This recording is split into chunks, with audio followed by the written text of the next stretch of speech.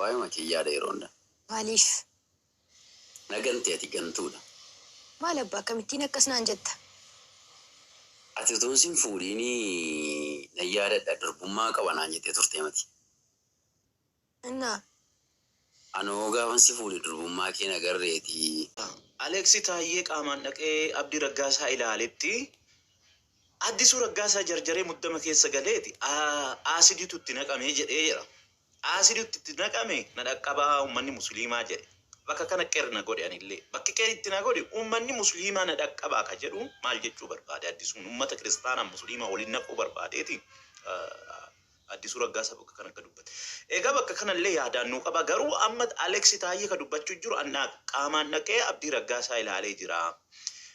Akka namnetti zayitii danfaa itti naqanii ka itti naqee akka jedhame isaanii gosa qaama biraa utuu hin taane maatii manaatii wal dhabe. Maatii isaati haadha manaa isaatti bakka inni ciisutti zayitii danfaa irra deddeebisee itti naqe waan ta'eefi taragaaggaa jedhee Aleeksi Taayyee akkuma sirraa argitan kanatti dubbatee jechuudha.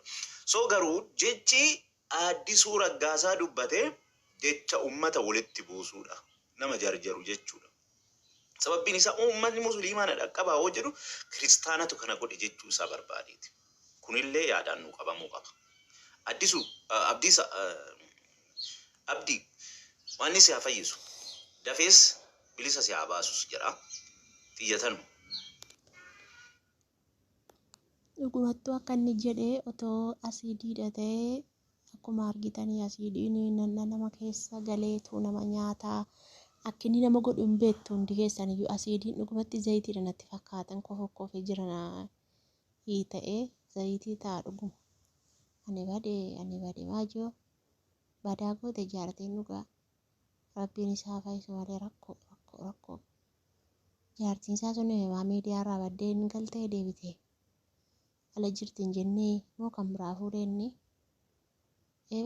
eebanne gudii goote dhugaa rabbii dhugumatu asiidii ta'e nan biftu ina fuuyyu sila asiidiin baay'ee nama miidhame tireen beektu walumaan beeknu dhuguma zayitiidha kun rabbiin hin fayyisaa abboon fayyaa homaa miti rakkoo. Dhugaa dubbachuu baay'ee na aarsaa jira baay'ee na gaddisiisaa jira. Waanan arge kun qool qalbii kiyya na tuqe. Dhugaa Waaqayyo Waaqa jiraata. Abdiin akka dhuunfaa kootiitti akka sabummaatti akka oromummaatti sini galee akka nama biyya tokko waliin qabuutti akka eenyummaa tokko nama waliin qabuutti dhugaa Waaqayyo Waaqa jiraataati.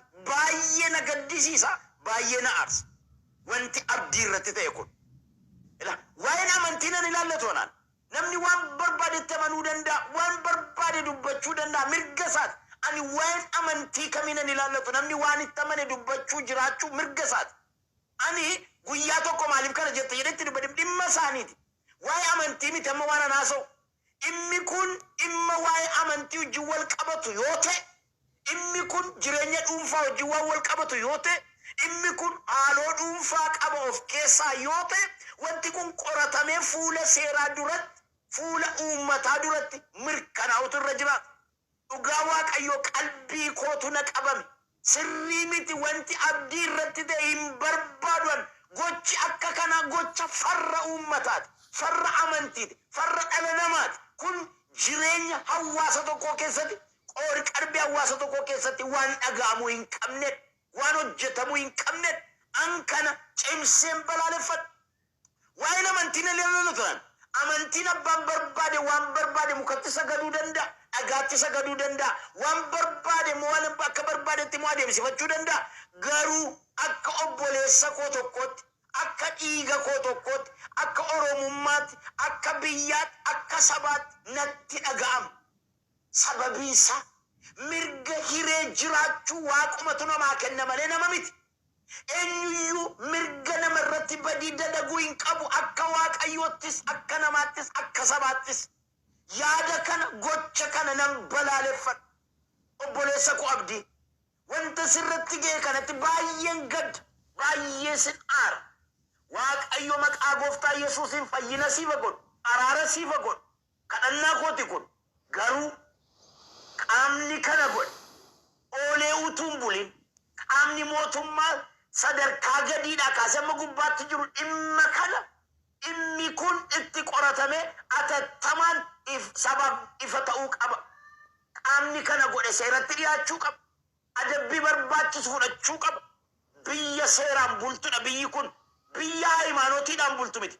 Biyyi kun kiristiyaanatu bulcha miti.